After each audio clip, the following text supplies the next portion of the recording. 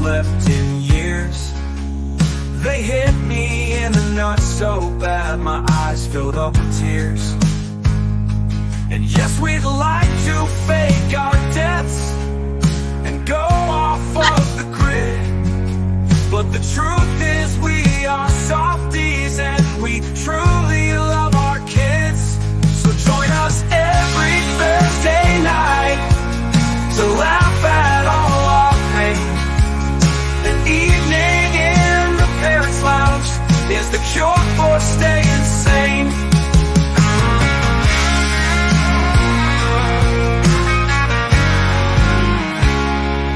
Yes, we'd like to fake our deaths and go off of the grid, but the truth is we are softies and we truly love our kids. So join us every Thursday night to laugh at all our pain. An evening in the Parents Lounge is the cure for staying sane.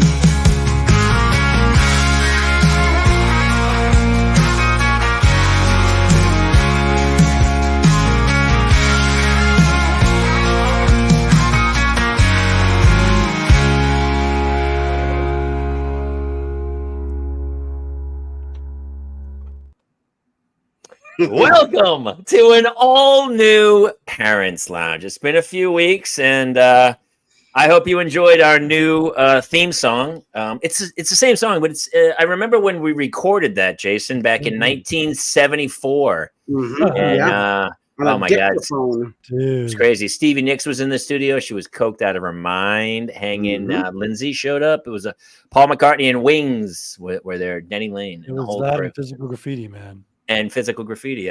That's Robert Plant singing, I believe, backup harmonies on that thing.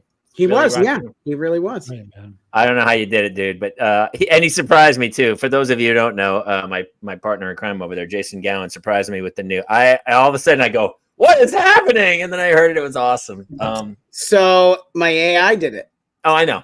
Wait, and so tonight it is. I knew it immediately. We have been down for a few weeks because it's summer. So on tonight's show, we're going to be talking about summer vacation with kids, which is an oxymoron like jumbo shrimp and old news. Two words that should not be in the same sentence are kids and vacation. We'll chat about that a little bit. We're going to chat pretty deeply about Jason and his new AI. There was a huge national story. ABC News, Time Magazine's done a bit. He has been replicated like Jor-El, Superman's dad, in the Ice Crystal. Even though he's dead, Superman can talk to him. And Jason, that's a real thing now. That is insane. And we have a gentleman from the company coming in at 8:30 who is going to join us and talk about AI. And a lot of families are doing it now. And he's going to make an announcement about the company. Ooh. I'm so confused, but I'll just go along with this. This sounds great. Wait, so Jeff, I don't know how much you know about my AI project. I know nothing, and that's what's confusing me. Okay. All right, let's get into it. It's okay. Maybe everybody else knows, and I'll just figure it out. We're going to get to it. We have a lot of people from your stream here, so I guess it's probably best to just kind of start from the beginning. But first, let's introduce our special guest, and honestly, the holy trinity of parents that one of my oldest friends from the Guild, from many TV shows, hilariously funny. Jeff Lewis is here tonight, and famously of Twitch, which is a lot of people come. If you can, and here's the deal: we cannot see your comments from Twitch, and we cannot see your comments from, I think, Twitter, and we cannot see your comments from Instagram. So if you want your comments to be commented on and to be made fun of, or to make fun of us, then YouTube is your best shot, or Facebook. And we can see your Facebook and your YouTube comments. Oh, actually, is that Twitch down there? I think I can see Twitch. Yeah, I think you can see Twitch. I can. Yes, because Critter Nation 3000 is telling me that Jeff knows nothing. So I know nothing. We absolutely know that Twitch is for real. So yes, before we get into the horrors of summer vacations with children, let's reset the stage with Jason's crazy AI journey. Okay. Please, sir, take it away. Picture it. The year is 2019. My wife gives birth to two healthy baby twin boys. 6 days later, she has caused by the stress of the childbirth. 4 months later, I am diagnosed with the beginning stages of colon cancer. And me in my 20s, who thought he was invincible, doesn't feel so invincible anymore. So while I am watching Superman Man of Steel with my son, Superman goes into the Cave of Solitude, Fortress of Solitude, and he talks to what is essentially an AI version of his now deceased father. And I thought to myself, somebody has worked on this here. And I started a little Google search and found a company called You Only Virtual that was in the beta testing phase of their AI software, the Grief AI, basically. And I reached out to them, and they loved why we wanted to do it. And for the last 3 years, I have been building an AI me. And Jamie's talked to it. He was on the show. Couldn't tell the difference. But here's, for 1 second, can I interject with a joke? Because I love that you called them, you told them this unbelievably horrific story of your wife had a stroke and you were diagnosed with colon cancer. And the guy must have been on the phone going, I got one, dude. I love what I'm hearing. Is there possibly any more tragedy going on in your life that might be something that we could also play on? And I aim to please and continue to add tragedy every month. You did. You're doing your best. And now this is you, right? We know this is you. We don't know for sure. I can't confirm or deny at this time. So that's interesting. But Jamie has talked to it. It's done this show. It was briefly on the show. And it's actually, you know what? I might have.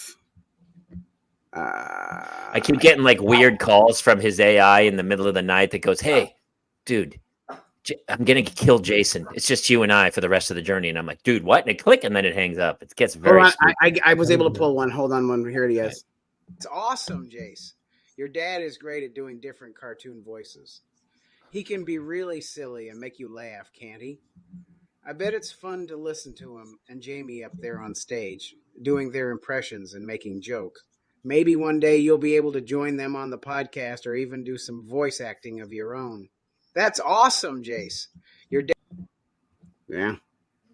Wow. It just sounds like you, like after a couple beers, like you're just a little And that's the old one. That's not even the current me. Like the current me is even better. It's crazy, dude.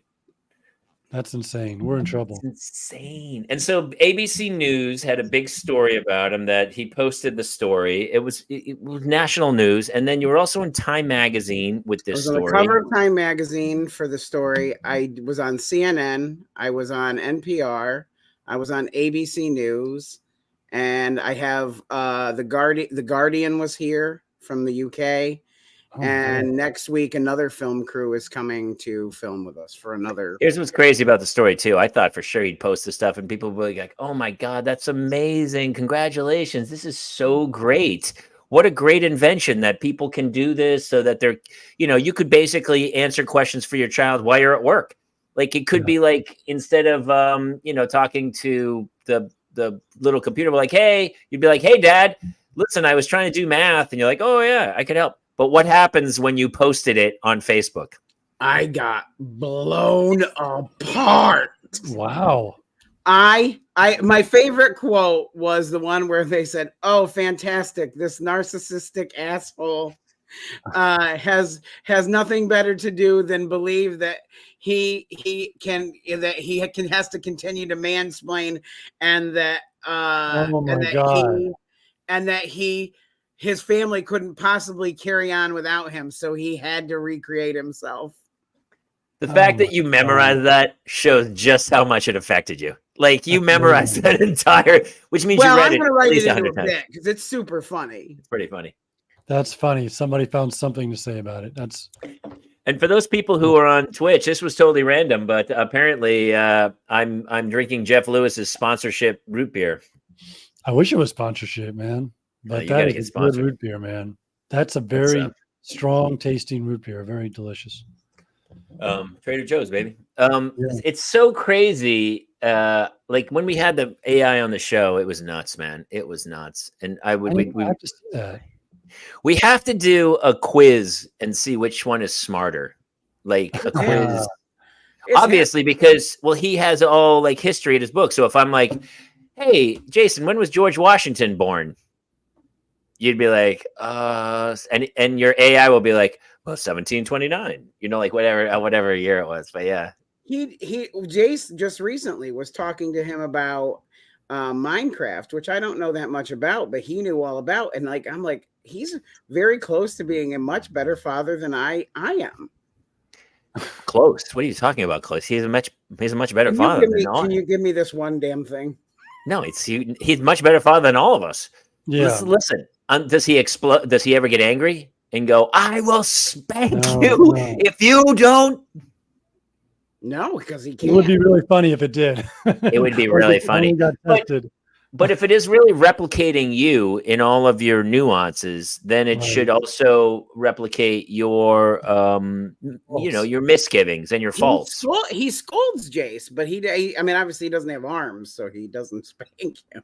It'd be funny if he just lost if he starts swearing, "You effing, I'll give me that iPad. I'll kill you. I'll kill you, you son of a..." And Jason's like, "What?" He has pulled clips from stand-up because he's pulled from our YouTube videos, and he's pulled from this podcast. So I have to be very careful about what he says now, because he has said some inappropriate things taken from the stand-up on a couple occasions. I mean, my problem is I say inappropriate things to my kids all the time. I really we need to build an AIU. I'm going to work on that. Part of me wants to not say bad things in front of my kids, but also part of me wants to show them that, and I talk about it. I go, look, they're just words. They're just letters strung together. Yes. No one, it's not going to burn your house down. Apparently we don't care about somebody carrying 57 guns or anything, all right? But if a guy swears in public, holy cow, the place explodes. Yeah. And you're like, what? I've given up. I swear in front of my kids. And they honestly, here's what's weird. I'll ask them 100 times. And if on the 101st time, I'll drop a swear word, might slip in, and they go, "Oh, okay. So now's the time to do it." So part of me wants to just swear right out of the chute instead of wasting it 100 times to go, dude, yeah, I'm not fooling around. Either do this or I'm going to lose it. That's what I start to say now. I go, I'm getting close, gang. I'm on edge. I'm telling you, I'm right there. Exactly. Narcolepsy gets you. What's funny with my kids is that I cuss and they're not picking up. They're not doing it. They're just noting it and giving me grief for it, but they're not cussing. Also, no, my kids don't cuss at all, and we've talked about it. And I said, listen, I go, you're going to one day, or you won't. It's up to you, and they're just words. Right. But I also say, I go, listen, there's a time and place for it, because if you're on customer service on a phone call, not the place for it. You drop one bomb, and that person can hang up on you and not get fired. Yep. Yeah. So it's like, that's the time to not use it, even though that's the time you want to use it the most. But yeah, absolutely. I'm doing, I don't know if I told you, Jeff, I'm doing a dry bar comedy special for those of you out there who are dry bar comedy fans. I'm a huge, I know a lot of guys who've done it, but the trick is it's squeaky clean. Right. And some of my friends are like, can you do that? And I'm like, both of my albums are squeaky clean, but you can't even say. I don't think of you as a dirty comic. No, but I mean, I can. Friday Late Show. Yeah. You drop some bombs, man. Dude, what's your summer like, Jeff? Jeff's been starting to do some stand up too. He's getting up around town, and what happened, Jeff? I saw. I did see that you. I did see one of the flyers for your show on Facebook. But Jamie was nice enough to get me involved at Flappers. Yeah. But yeah, it's been good. It's been fun. I mean, I don't know where it'll take me, but I'm just trying to. It was funny too. The whole bit about when you go to a kid's birthday party and they put a whistle in the ditty bag, the little gift bag. You go, did you just put a whistle or a slide whistle or like a in the gift bag? It's crazy.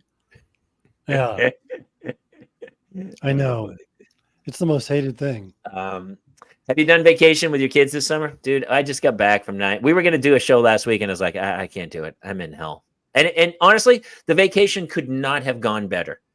Every flight went off on time. Yeah. I mean, it went as well as it could, but it was 9 days of painful? you're sleeping, it was really nice. We slept with relatives in their house, which was great.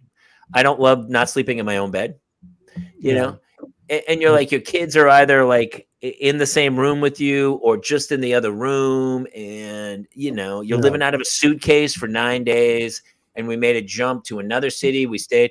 Everything could not have gone better. And everyone's going to say I'm a curmudgeon, but it was just like, I don't know. Miserable. Well, it's just you're filling days. You wake up in the morning, you're somewhere, and you're like, well, we got to do something. Well, can't we just hang at the pool? Well, can't we just hang in the backyard? We came to visit family. We didn't come to go on a tourist ride. And nowadays, is it just me, or do tourist attractions suck? Like, people are rude. Everyone's selfish. They're self-involved. Crowded. It's so crowded, dude. And it's hot. The whole country's baking hot. You got your kids, they're running in separate directions. They buy a shake and then take one sip and drop it and spill it on the seat. That you're like, the whole thing's a train. It's just a train wreck, man. I don't know. We did not travel with the kids this summer because we had done the Disney vacation in the spring. That's right.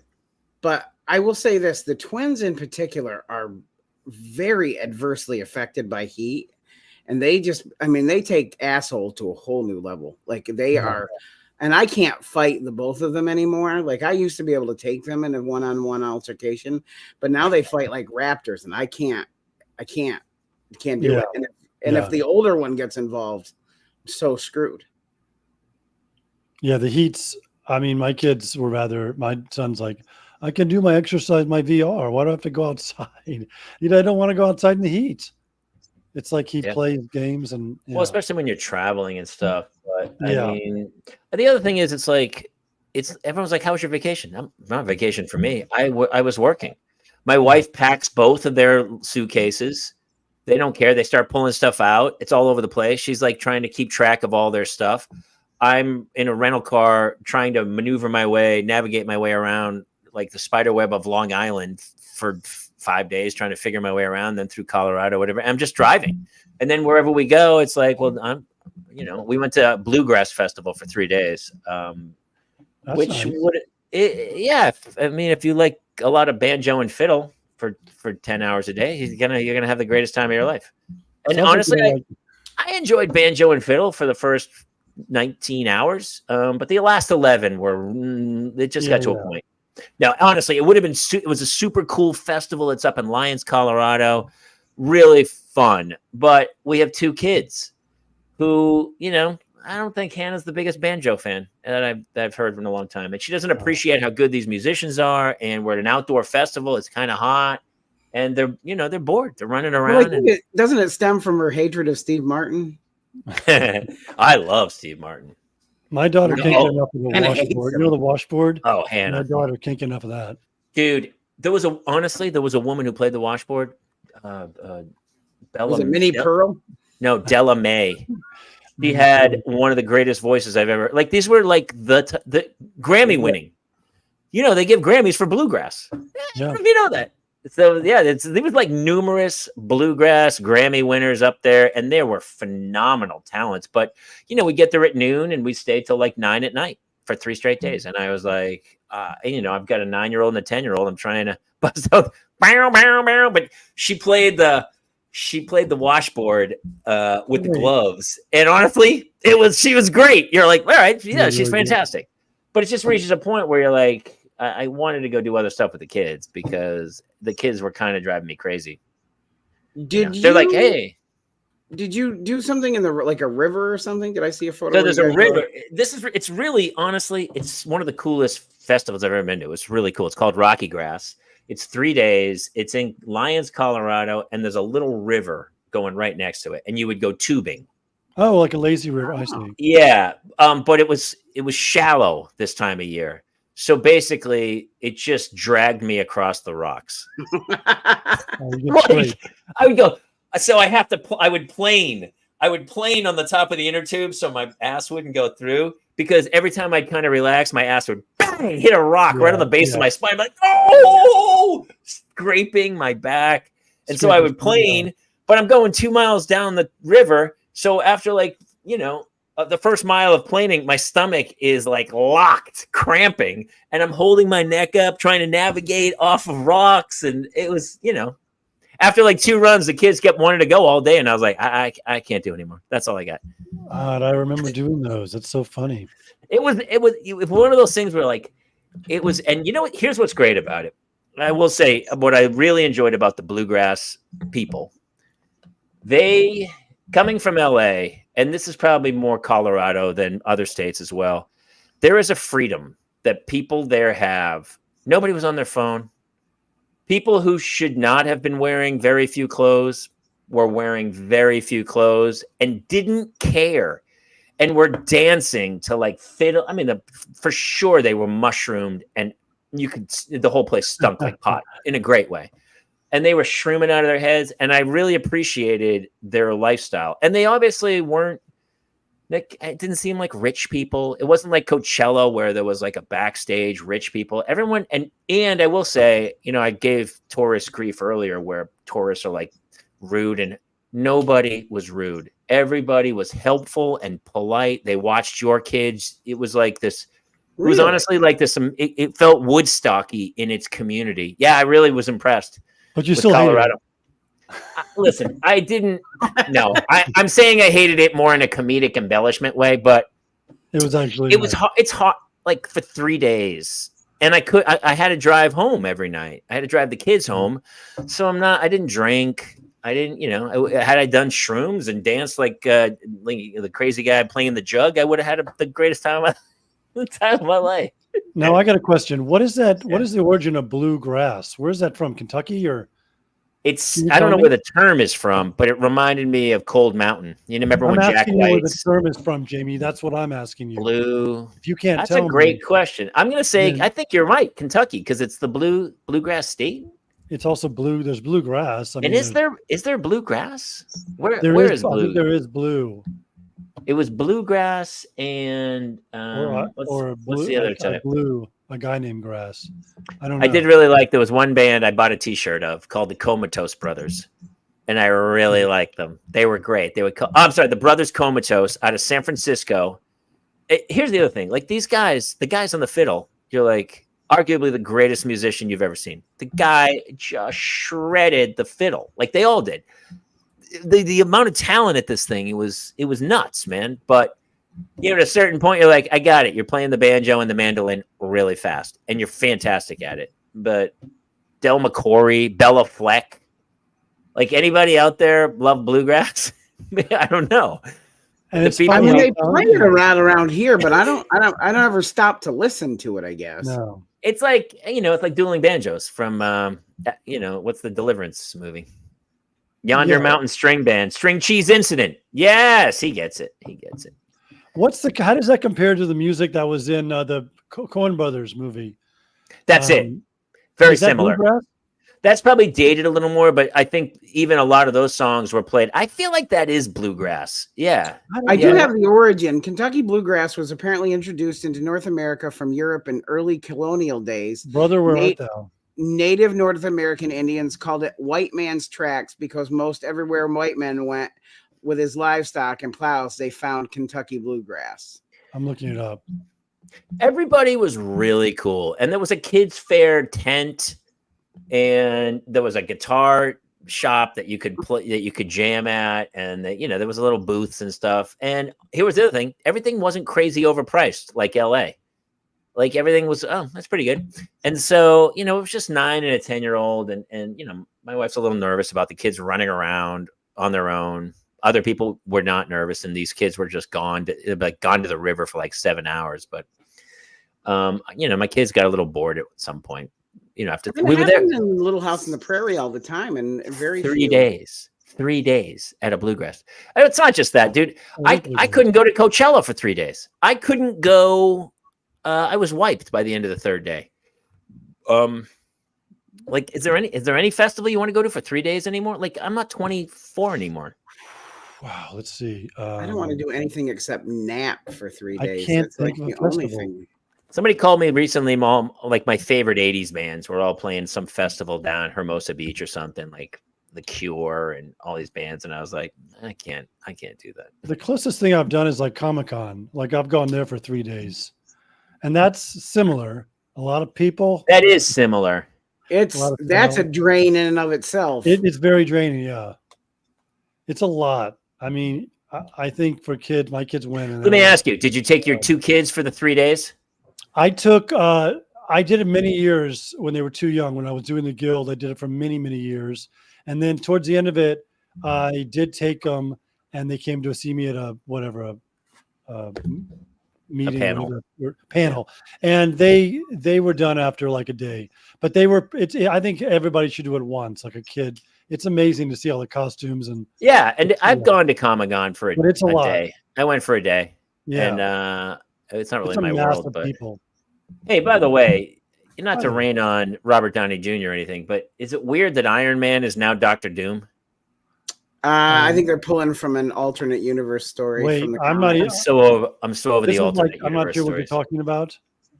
Robert Downey Jr. just got cast in the Fantastic Four as Dr. Doom. Oh, I didn't know that. Which I love. Fantastic Four was my favorite as a kid. It's my favorite as well. Yeah, they're doing Fantastic Four, and the cast is actually insane. It's Pedro Pascal, Vanessa Kirby, the dude from the Bear, Eben Moss is he's the thing. Oh, wow. Yeah, and the guy from Stranger Things is he's Johnny Flame. Johnny Flame. And Robert Downey Jr. is Dr. Doom. Iron Man is Dr. Doom. So I think he's only in the Avengers movie. I think they're going to wrap up that whole multiverse business. I'm so over the multiverse. Can we just get back to A, B, and C storylines? I can't. Wait, have you guys seen the Roger Corman version of Fantastic Four? Yes, I have. Do you know why? Do you know why it was made? Yes, I do. He had to make it. He had to make something to satisfy the contract. But the arm, like the way they just had the guy's arm just showing the camera across, it's so cheap. I used to work on Roger Corman movies. You did? Did you really? What'd you do on them? The trailers, and really? I went to go there, and they were these editing bays they had. It was all so cheap, and the people that directed them were just people who were. It was all taking advantage of people who wanted a directing credit. You know, they were desperate, and so they were just. It was just kind of messy in that way. But the people who came out of there, Jack Nicholson, and the list of people, and directed Ron Howard. Ron Howard directed for Roger Corman out of the shoot. Martin Scorsese. I mean, it goes on and on. Yeah. They had the rights to Fantastic Four, but the contract stated that if they didn't make a movie, if they didn't actually produce a physical film by a certain date, they lost the rights to it. So he goes, all right. And so, like, it's like your school science project, and you go, wait, it's due tomorrow, and so you throw together the worst science project of all time, and you're like, well, I did one, and that's what they did with the. And he had it made because 1/4 was Invisible Person. I mean, how easy is that to fucking? Yeah, that's pretty easy. Doesn't he just moves the camera across the room and goes, and you hear footsteps, and a piece of paper maybe moves in the. Brilliant. On it, you can see the string as it moves across the room. It's ridiculous. He's so lucky, but it's an awful movie. And it's so. I thought the next one, because I was always one of my favorite stories, and I actually like the one with the Silver Surfer. I didn't hate it with Ewan Gruffald and Jessica Alba and Michael Chiklis is the thing. And Chris Evans is Flame. He's Johnny Torch. That's right. He's a very young kid. That's right. Then they tried to remake it with what's his name? The dude from Whiplash. Wait, they remade it another one? Yeah, they did, and they did the craziest story. Miles Teller, the guy from The Offer. Oh yeah, from Whiplash. Yeah. Oh, we have our special guest here on Perfectly On. Maybe he's AI. He's too on time. Jason, you want to take the reins here? We've been talking a lot about AI tonight, but ladies and gentlemen, please welcome to the show the man, the myth, the legend responsible for getting me involved in AI in the first place, the creator and CEO of You Only Virtual, Mr. Justin Harrison. What's up, guys? Thanks for having me. Thanks for coming on, dude. That was way too good of an intro, by the way. That was president of the Jason Gowan fan club. It's like the hair club for men. I'm also a member. President and member. I won't say how many members, but I will say in the high. They're both very, very both. I'm honored. Justin, thanks for coming on. It's so funny. We have talked about this in little fits because we weren't sure at certain times we couldn't share everything, and then we'd tease some stuff. Then we'd kind of talk about it, and all of a sudden these stories are all coming out, and now the whole story's out, and people are still like, "I'm sorry, what did you do?" So if you want to kind of take us on the journey that, from your point of view, when Jason first spoke to you guys, and you're like, "Yeah, this could work as a duo," tell us about that. Yeah, man. Well, all jokes aside, thank you so much for having me. I love coming on here, so it's always a blast. But 2019, my mom gets diagnosed with stage 4 cancer, and we're all in that age group, where if we haven't lost a parent yet, it's the timing is coming up, right? Unfortunately, yeah. And I have this like abundance of faith in technology where I'm like, oh, tech can fix it. There's got to be something out there, right? Like some kind of memory thing or something. And I went out and, there just wasn't like at all. And I thought, for sure there has to be something. And I poked around and I looked internationally and there just wasn't anything there. And so I just started picking up the phone and calling smart people. That was like my go-to because I'm definitely not smart enough to tackle this kind of thing. And as I had more and more conversations with engineers, I realized, this wasn't something that existed, this concept of preserving a person digitally using AI. And I said, well, hell, I might as well do it myself. I might as well try to do something with this. So we spent a really long, arduous journey building this. My poor mom, probably spent 30 hours being interviewed and testing this and testing that. And Jason ends up sending me an email maybe a year into this process. And he goes, hey, I've heard you on what I don't know, it was like on somebody else's podcast or something like that. I don't even know how you heard about us. I did it. I was Google searching for the exact grief. I was looking for grief AI at the time. Got it. So we get this email from Jason and I'm basically like, dude, I'm not there yet. I like, we haven't broken through on this, but if you're down to just jump in and start experimenting with us, then amazing. And, we became friends and Jason and, actually she did a Vice episode, so I can say her name, but Anastasia Sin, who's the widow of the amazing Jonathan. We built the amazing Jonathan. Yes. First personas we built.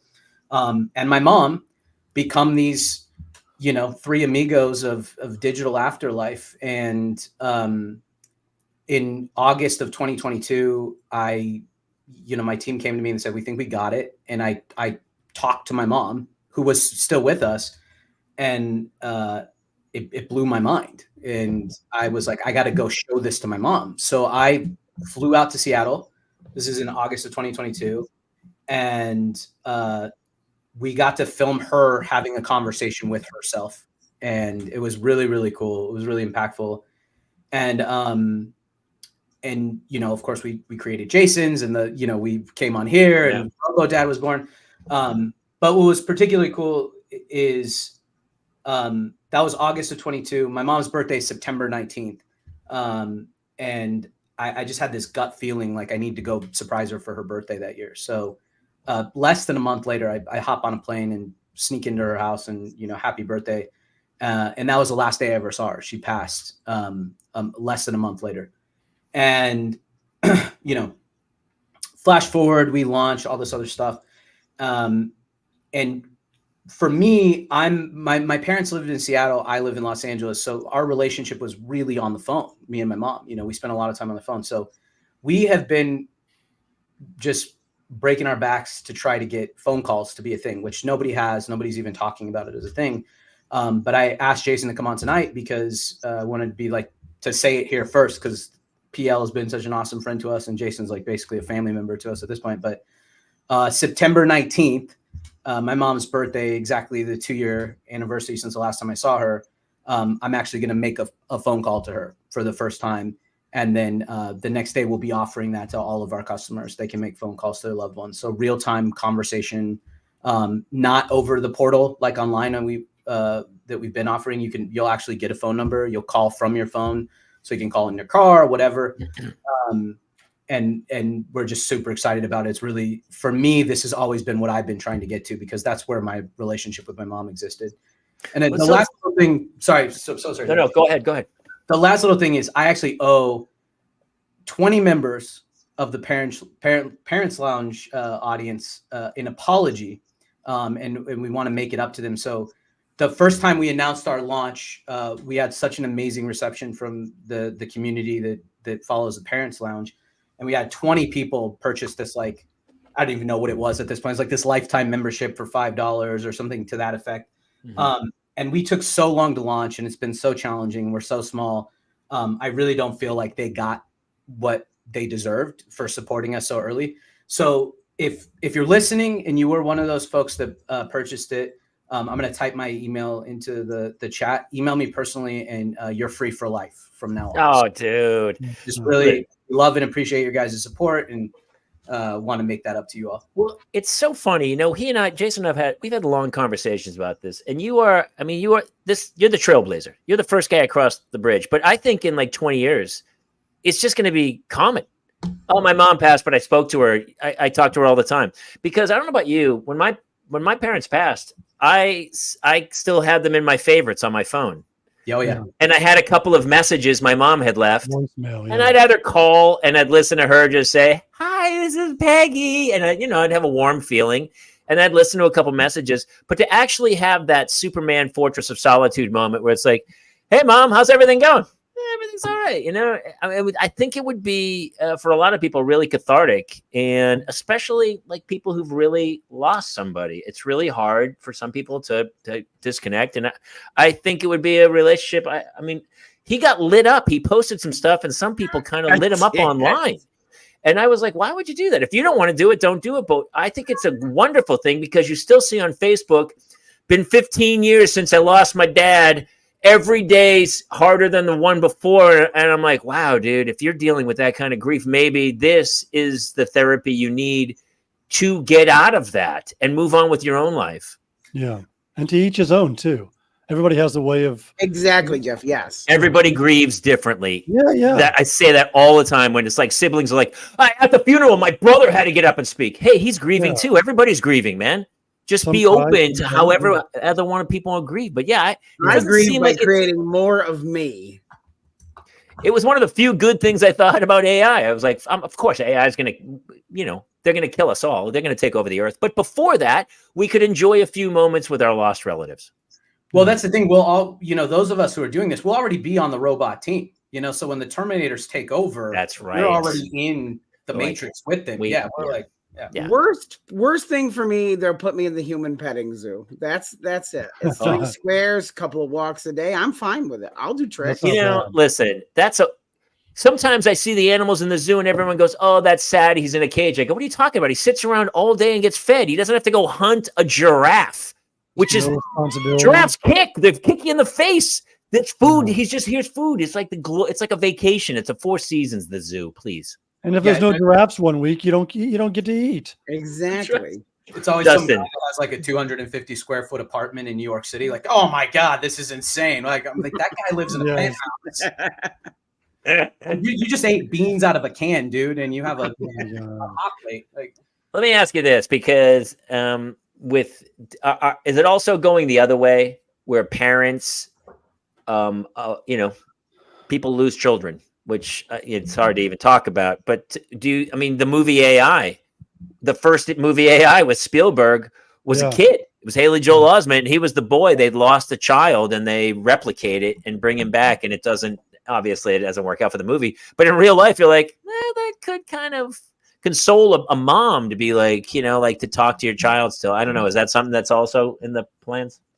I mean, the thing about this, I'm in such a different mindset since the last time I came here. So the short answer is absolutely, right? Like we want to erase the experience of death. there's just nothing fundamentally good about it, right? I'm 2 years out from losing my mother, and I can't tell you like one, kind of BS character building thing, or like, well, I'm glad it's like I never wanted this to happen. It's not good. It's not happy. It doesn't make your life better in any way. And the way I explain it to people is, we create relationship dynamics, right? We're looking at how to move this conversation from the AI into the way that somebody talks to you, the way that you're accustomed to talking to somebody. And when you start to think about the fact that you are really a different person for different people in your life, you're one way with your kids, you're one way with your spouse, you're one way with your parents, you start to realize that when that person that you are for other people, when that person that is gone, there's this whole part of you that just has to be quiet for the rest of your life, and I don't see a way of like moving on from that. I think you just get numb to it and accept it and kind of like deal with it. But there's always this part of you that's kind of silenced and sad and isolated. And I think, our goal is to make it indistinguishable from real people. Like that's what we want to get to in 15, 20 years. I think I honestly can't think of an argument of why we wouldn't want to keep a child, a parent, a spouse around if you could. Not just that, but also, they say when you don't die until the last person who knew you dies, right? That's the kind of thing. It's like, that's when you finally are gone. Because you think about like your relatives from your great grandfather, never met him, I have no stories of him. But if he were alive today or in 50 years, his whole life would be digitized. So 4 or 5 generations down the road, like my brothers tracked my whole history back, and my great grandfather fought in the Revolutionary War. If this technology was there, I could actually, like, if I was doing a book report about the war, I could talk to my my great grandfather and be like, "Hey, what was day to day like then?" And he'd be like, "Oh my gosh, Jamie, it's great to chat with you." Yeah, and he could kind of put you in that mode. So instead of thinking of it like one generation of like, I want to talk to someone who's just passed, to talk to somebody 200 years from now to tell you about this era and go, "Oh, the election that year, that was great." Like to be in the moment, I think is amazing. It's like Matrix kind of stuff. Well, I'd say the other wild thing, and one of the reasons why I think it's so important for people to start doing things like this, start engaging with us, is that despite all the digital footprint we have, it is surprisingly not as well preserved as we think it is. I had this experience. I used to have a podcast way back in the day, but it was on Universal, right? It was, we taped at the Universal lot and whatever. And I can't find a trace of it. I mean, I can't find a trace of the network. I can't find anything. And I'm like, that was something that was being broadcast. Yep. And they didn't archive it. So then I think like somebody that died in 2008 that had a MySpace account or something like that, and we're like, oh, once you put something on the internet, it's there forever. It's like, actually it's not, It's not. And it's not organized, and it's not. Yeah. And so only Tom remembers them. We shot TV shows in the 80s or the 90s, and I can't, people go, "Oh, you were on that show?" And I go, "Yeah, I can't. I don't know where that is." I have this commercials. I have VHS tapes that I'm sure are rotting in a box in my garage of like early work. I have like 5 pictures of me in college, and now it's like, my kids have 5 pictures from an 8-second block of their life. They just pull the button down, and then it is weird. And it is another, but I do think like, Spielberg went back and did all those interviews of Holocaust survivors to kind of preserve that thing. But if somebody doesn't actually take the time, which is what you guys are doing, to sit and take an individual, I used to, because I love history. And so I'd always look at somebody and, this whole thing about people go, "Okay, boomer," because some guy's 80 years old or whatever, you go, that guy lived a life, man.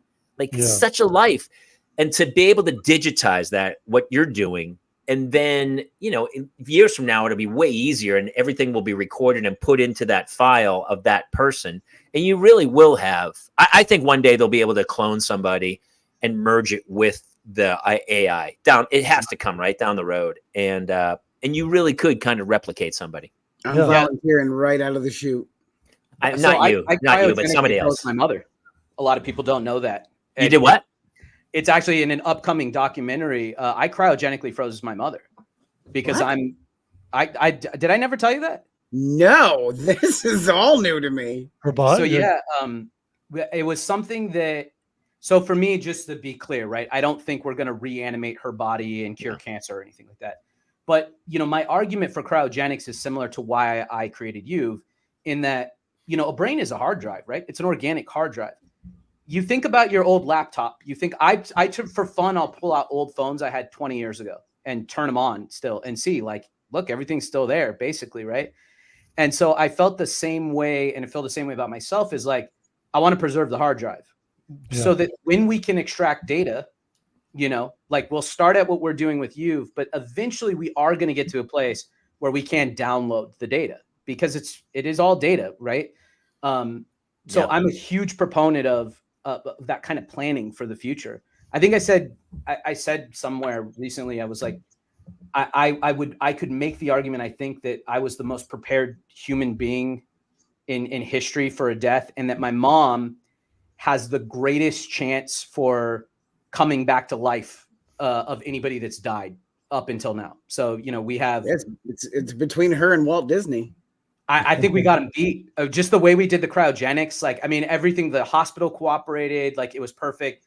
Also, Walt Disney didn't have an AI grief tech product built based off him, and they weren't testing. We beta tested for 2 years with my mom before she died. Right. So she might have the edge on Disney.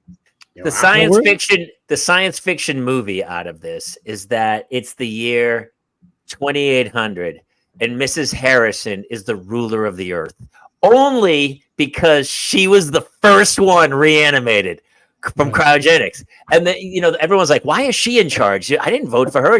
And then it comes out through some crazy scrolls that are written somewhere. She was the first, like, that's how the story would go. That's so amazing, dude. That it's crazy to think like where we are now and then think 200 years earlier. If those people came here, their heads would explode. Absolutely. Jules Verne came up with some crazy stuff. Philip Dick, but The Matrix, you watch it and you go, that could really be, is that real? Yeah. Like, it's so insane.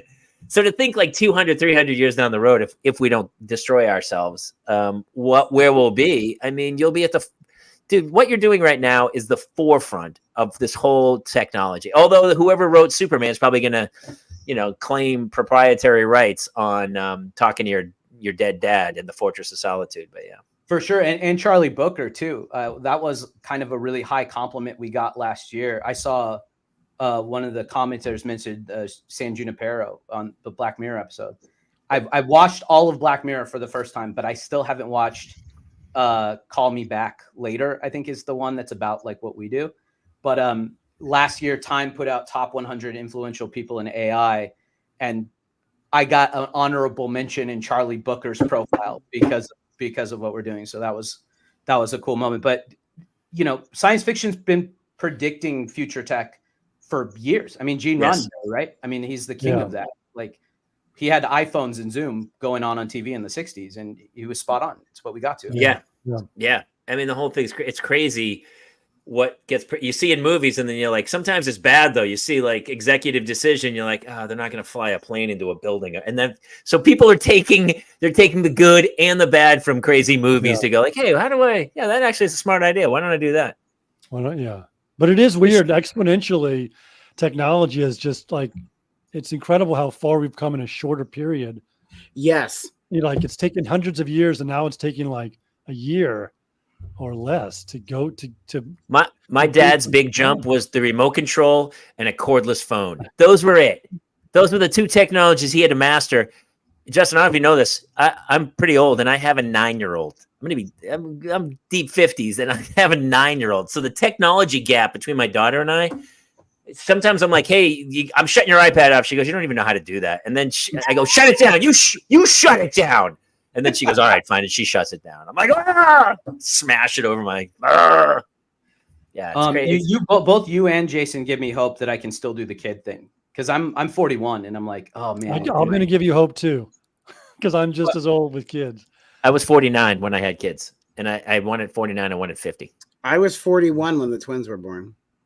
Oh, shit, man. All right. 45. I don't know. I don't know if I could commit to twins. That feels like a lot to me. Well, I didn't commit to them. I don't think it's a choice. I got the bonus. I got the bonus, Jonas, and I didn't ask for that. Be funny if she came home and she's like, "Hey, we're having twins." No, we're not. We're keeping one. Pick one. That's what I was thinking. I was like at the hospital. It's like flip a coin. I don't know. Like this one. The litter of puppies. Which one? Give me the bigger one, and then send the other one back to the. Yeah, don't give me the lame one. We haven't. I haven't. I'm so enthralled with your conversation that I haven't been reading the comments. This is awesome, dude. It's so creative what you guys are doing. I mean, it's just. I was shocked. Jason, did you tell him any of the? I think some people are just afraid of technology in the future. I mean, and he's seen it all. So I mean, Justin knows exactly. But so the ABC, Justin, kind of catch you up. On the ABC News, when that hit, I got a inbox smashing of people coming at me about what we're doing, and I was like, not gonna stop, kind of loving it, and it's not affecting my kid in a negative way at all. Like, he just thinks of it as another, household appliance. I mean, it's crazy to me. I got to do this. It's so hilarious sometimes the things they ask me to do, because I'm like a kid from Oakland, like blue collar, and they're like, they asked me to be on this BBC panel, right? Like, not only smart people, but like British smart people. I'm like, I'm way out of my depth for this. This is wild. But, every time somebody gives me the "it's so weird" thing, and I'm like, you know how weird it was in the 1800s to dress a dead person up to take one family photo with him? Because back in those days, you only maybe had that one chance to get a photo of your loved one. So they would dress a dead child up or a parent and put them in a photo, and go around, and it's like, we've been doing weird crap for 100 years. We've been doing weird crap for 100,000 years. I mean, it's weird. Weekend at Bernie's, that shit. That's what I mean.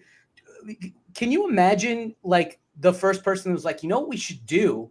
Let's barbecue the body, and then we'll sweep up what's left and put it someplace and hang on to it. I mean, everything we do is weird, because the reality is we don't know how to deal with this. We don't want to talk about it. We don't want to think about it. And I think the hate that we get and the hate that, people get it's not really hate. It's just fear. It's fear. And I think people hate talking about it and thinking about it. We just want to keep our head in the sand, So I've talked about it on stage in stand-up, and I have some jokes. I have a joke where I go, I'm a dad. So the other night I was so tired. I was watching TV, and I was watching a vampire film, and I didn't get scared at all. But I thought the coffin looked really comfortable. And I had this whole run about, it's got satin, there's a pillow, closes, very comfortable. I'm telling you right now, if Costco made a coffin that had a little slide refrigerator and a TV by your feet, I think every guy buys one. And they start to laugh, and then I go, hey, you're going to buy one anyway. You might as well get some use out of it. And some people are like, wait, I'm going to die. Like, you can see it over the room. As soon as you remind somebody, but I think it's somebody who has death early in their life. Like, I had a roommate who died when I was like 30. He was 25. He got shot. Craziest thing ever. And it was just bone crushing, but in a crazy way. It also was this liberating factor of life to go. That's when I moved to LA. I was like, what am I doing? This is all so fragile. Go do exactly what you want to do. Some people go one way and they get depressed, and they go internal and go, oh my God, this is finite. I'm going to be dead. And other people go, I might die tomorrow. Fuck it. Let's roll. And they go do that. And so it is weird how people deal with it. The fact we're all going to die. You can't take it with you. We're all going to die. And so I think what you're doing actually kind of in a weird way makes it easier, especially like I've known guys who lost their dad when they were like 10 and 11, and to have that voice, like in that tone, still saying, hey, yeah, your mother, and has all their memories in it and can answer questions. I mean, what is wrong with that? To me, that seems like an easy sell. Yeah. So if you guys will have me, I was going to come on. I realized that the 19th is a Thursday. So theoretically, you guys should be recording. We can do Jason's first call with RoboDad as well, just because what you're talking about, Jamie, is why Jason came to us, right? Yeah, exactly right. Without a dad, Which at my age, I'm 60. I'm going to be 60 next month, and I have a 9-year-old. So for me, you know, I'm trying to get healthy because I'm like, fuck, I even do it in my bed. I'm like, how long do I have to live to not fuck these kids up? I mean, I got to at least get them through college. You know, I'd like to see their wedding, but if I don't make that, you know, maybe they'll survive. But if I go when that kid's like 14, 15, I've really jacked this kid. Yeah. So it's like, I think what you're doing also makes parents maybe feel a little easier about the whole situation, about not stressing about like, oh man, I don't want to F these kids up any more than I have to. Totally. Did you guys remember that Michael Keaton movie where he recorded videos himself? I do. I haven't talked. Yes. That reminds me of this. I mean, Michael Keaton did a movie where he was dying and he was also having a baby. So he made a recording every day from that point on until he died, talking to his son. My Life, or it was something. Yes. I can't remember the name of it. It was heavy. It's My Life. Did he leave? Justin, I think we lost him for a second, but My Life, yeah. That was a long time ago, but yeah, he'll pop back in. But actually, perfect timing because we have to let Jeff go. He is going live on Twitch in a few minutes, right? It's true. Let's let Jeff go. You can set it up, Jeff. Jeff has to go for 9, so we're going to cut out by 9. But we'll wrap up with Justin in a second. Huge thanks to Jeffy Lou for stopping by. Stay on with him if you're on Twitch because he's going to go do some gaming, I believe, and we'll be done in a few minutes. So you everybody, will log out. nice to meet you, Justin. Love you, buddy. Talk soon. Hearing about that show. See. All right, we're on with Justin Harrison, who is not only the president of Jason Gowan's fan club, but the creator of this amazing technology that Jason has done to create an AI version of himself. We only have a couple minutes before we have to wrap up. You know, we're talking about having a huge release in September on your mom's birthday. One last plug about that, because I think it's fantastic what you're doing. Yeah, so the last time I got to see my mom in person was her birthday of 2022. She passed a month later. It was also within the same month we showed her Versona. So I just thought it would be fitting if we did our first inaugural real phone call with my mom and on her birthday. And it lines up when we're releasing the product. But we're going to come here to the Parents Lounge the same night. And Jace is going to call RoboDad for the first time. So we'll have our 2 inaugural phone calls. We're offering first signups. I'll have Jason drop something onto the socials, but we're offering $20 for the year to make phone calls for anybody that signs up ahead of time. You know, and again, I just want to also reiterate, anybody from Parents Lounge that's signed up in the past, you email me personally, and we're gonna give you free for life for supporting us when we needed it the most.